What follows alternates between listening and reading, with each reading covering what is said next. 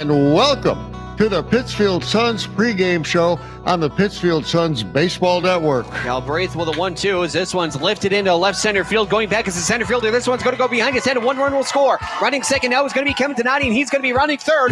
Going all the way to second base is now going to be Janowski. He's going to stay put. No throw. And that is a 2 RBI 2-bagger by the second baseman, Brandon Janowski.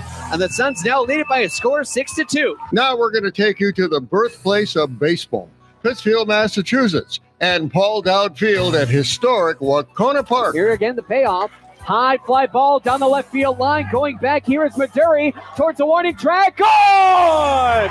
Pittsfield Suns tie up the ball game with a clutch 2-run homer by Connor Moriarty. Now here's your host for Pittsfield Suns baseball, Billy Madewell and Andrew Belargent.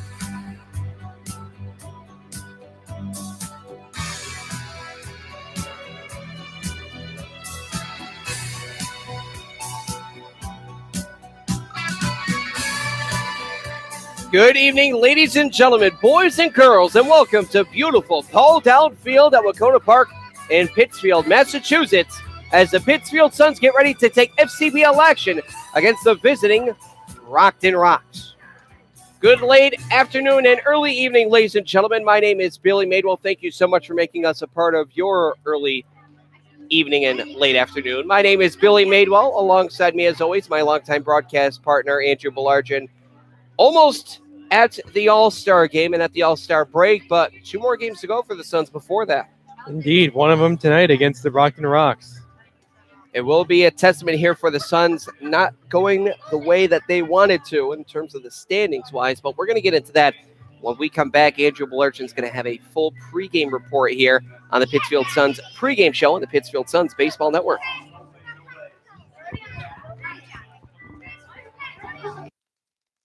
So here's my cell phone number, my husband's cell phone number, and here's the number to the grandparents. The number of the restaurant we'll be at, it's just down the block. And I told the neighbors you were here, so if anything happens, anything at all, don't hesitate to call.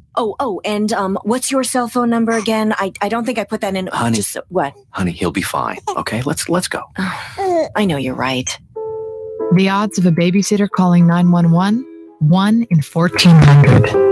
The odds of a child being diagnosed with autism, 1 in 150. You know the odds of autism. Now learn some of the signs. No big smiles or other joyful expressions by 6 months. No back and forth sharing of sounds or facial expressions by 9 months. And no babbling by 12 months. To learn more of the signs and more about autism, visit autismspeaks.org. Brought to you by Autism Speaks and the Ad Council. Check it out, it's the Terminator. Hey, when'd you get back, huh? Did you have to shoot anyone? Why are you so distant? Are you not happy to see me? So what's the deal? You gonna get a job now or what? Why are you being so jumpy? Put all that stuff behind you, okay? No one knows what it's like to come back from Iraq or Afghanistan unless they were there. Join other veterans at communityofveterans.org because we know where you're coming from. Brought to you by Iraq and Afghanistan Veterans of America and the Ad Council. They're your friends. They're your neighbors. They're even famous entertainers. They're teachers. Okay, class, settle down. Open your book. They're scientists and astronauts. They're hams. They're 650,000 strong, and they're just like you. Earning your amateur radio license is easy. Just contact the American Radio Relay League at 1-800-326-3942.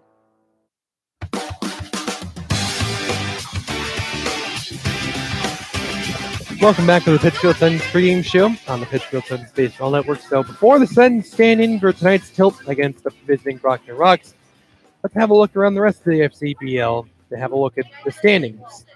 So much like they have been for pretty much the entirety of the season, the Martha's Vineyard Sharks are still atop the totem pole for the FCBL. They did recently suffer their 10th loss, but they are still sitting with a shiny 24-10 record, 3 games up in first place. Off the heels of a very powerful 5-game winning streak, the Worcester Bravehearts still hold second, although they're in a little bit of a no man's land as they're just 3 games back of the Sharks, but they're 2.5 up of the third place Bristol Blues. So Nobody quite threatening the Bravehearts' positioning as the second-best team record-wise, but the Bravehearts have a little bit more work to do before they want to overtake the Sharks. Third place, we have the Bristol Blues with a 20-17 record. They did drop their most recent game, but they're still a good bit over 500 and well in front of the Brockton Rocks for third place. Those visiting Rocks find themselves at a 17-19 record. They've dropped their last 2 games to fall underneath 500. Then in fifth, we have the Pittsfield Suns. A little bit different from the last time the Rocks came to town. Even if the Suns do win tonight's game, they won't overtake Brockton for fourth place, as the Suns are a game and a half back of Brockton. But they're still tailing the Rocks. They're a game and a half back of the Rocks with a 15-20 record. Looking in sixth, we have the North Shore Navigators at 14-22. They themselves are a game and a half back of the Suns. And dwelling in the cellar right now in the FCBL are the Nashville Silver Knights. They're 13-23, a game back of the Navigators to get out of last place. So on that note, plenty of FCBL action going around these last couple of days. Looking at yesterday, the Worcester Bravehearts picked up a huge win at Nashua, defeating the Silver Knights in dominating fashion by a score of 14-3. The Bristol Blues visited the North Shore Navigators, but they could not come away with the win in a 6-2 loss to the North Shore Navigators. Meanwhile, these Brockton Rocks are coming off the heels of a loss last night, which was at home at Campanelli Stadium to Martha's Vineyard Sharks by a score of 7-2. Looking around tonight's game, we have a doubleheader between the Bristol Blues and North Shore Navigators at Fraser Field. Right now, we're just getting set to stand in Fraser Field for Game 1 of that doubleheader. Game 2 will presumably have first pitch be thrown at 7:30 p.m., assuming Game 1 gets out quick enough. Meanwhile, other than tonight's game with the Rocks and the Suns, we've also got 7 p.m. action at the Vineyard Baseball Park, where the Nashua Silver Knights will try to once again defeat the Martha's Vineyard Sharks. They beat the Sharks back on Thursday. They will try to do so again at the Vineyard Baseball Park, set for 7 p.m. Eastern Standard Time.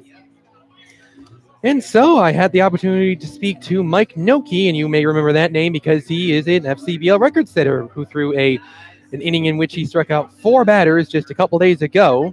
And we have the interview coming up here after a few PSAs here on the Pittsfield Suns pregame show on the Pittsfield Suns Baseball Network.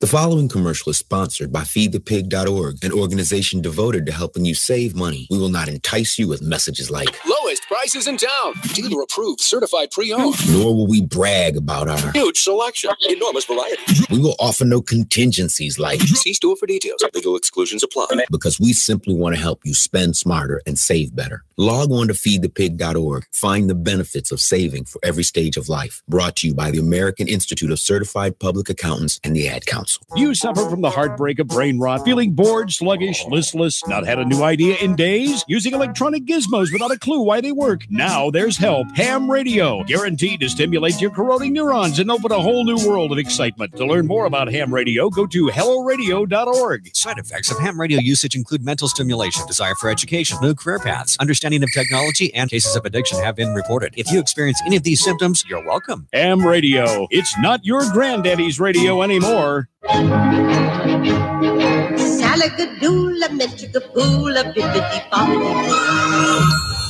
must be your fairy godmother. Yes. It doesn't take a fairy godmother to tell you that the right fit means everything. Good heavens, child. You can't go in that. Children under 4'9" need to be in a booster seat because they aren't ready for adult safety belts alone. Many parents miss the important step of booster seats. Maybe you better explain things to him. Booster seats raise your child up so that a safety belt designed for adults will fit and protect them properly. Oh, that does make a difference. Remember that 4'9" is the magic number, and get your little pumpkin there safely in a booster seat. Hop in, my dear. Oh, thank you. And like Cinderella, you can live happily ever after. It's like a dream. A wonderful dream come true. For more information, visit boosterseat.gov. This has been a message from the U.S. Department of Transportation and the Ad Council.